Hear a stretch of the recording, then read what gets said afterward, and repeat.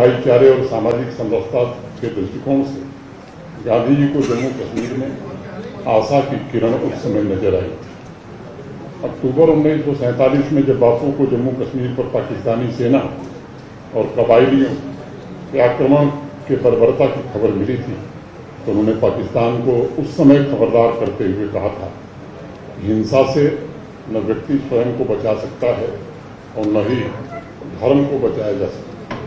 और उस समय अपने भाषण में उन्होंने कहा कि आज पाकिस्तान जम्मू कश्मीर पर कब्जा करना चाहता है, कल वह हैदराबाद हो सकता है, परसों जूनागढ़ और फिर बाद में किसी अन्य राज्य को भी इस स्थिति को झेलना पड़ सकता है। ये सच है कि गांधी जी हिंसा के सख्त खिलाफ थे। वह चाहते थे सब लोग शांति से रहें, लेकिन जब मासूमों पर बर्बर अत्याचार और आक्रमण हुआ, उनकी बेरहमी से हत्या की गई, औरतों की असमत की गई, तब 29 अक्टूबर 1947 की पब्लिक मीटिंग में, पब्लिक सभा में गांधी जी ने कहा था कि हमारी सेनाओं का आज कर्तव्य है कि वो आगे बढ़ें और दुश्मन आक्रमणकारियों को परास्त करें।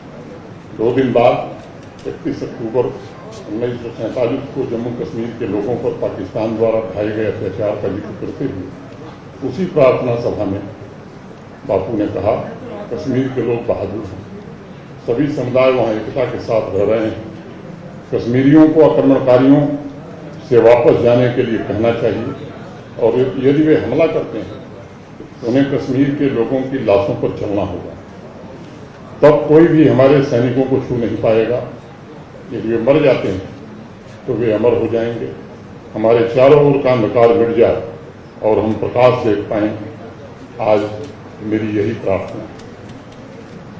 मित्रों, गांधी जी जम्मू कश्मीर में अमन और तरक्की देखना चाहते हैं। राष्ट्र तथा जनसेवा के लिए समर्पित उनका जीवन इस बात की मिसाल है कि इंसान स्वयं को निष्काम सेवा के लिए अर्पित करके बड़े से बड़ा लक्ष्य प्राप्त कर सकता है। लेकिन कुछ आपने शुरुआत में ही बता दिया, जो विद्वान लोग बैठे हैं, मैं 1947 या जब से आतंकवाद शुरू हुआ तब से बात करूं, मुझे लगता है कि न इतना समय होगा, उबाऊ भी होगा और दिक्कत भी होगी। लेकिन ये सच है कि वहाँ का आम जनमानस, वहाँ की पूरी व्यवस्था आतंकवाद से पीड़ित है। 2019 के पश्चात मैं कर सकता हूँ कि जो 5 अगस्त 2019 को फैसला देश की संसद ने लिया, मैं मानता हूं कि भारत के वर्तमान प्रधानमंत्री आदरणीय नरेंद्र मोदी जी की दृढ़ राजनीतिक इच्छा शक्ति का परिणाम था और उसका ये प्रतिफल है। और मैं समझता हूं कि उद्देश्य भी यही था कि जम्मू कश्मीर भयमुक्त हो, आतंकवाद से मुक्त हो, शांति के प्रतीक के रूप में देश के बाकी राज्यों की तरफ वो भी अपनी जगह बना सके। मुख्य रूप से ये उद्देश्य रहा हो। 7 अगस्त 2020 को मुझे प्रधानमंत्री जी ने कश्मीर की जिम्मेदारी दी थी। जब मैं गया था तो कोविड का काल था, चुनौतियां दूसरे प्रकार की थीं। इन 5 वर्षों के दौरान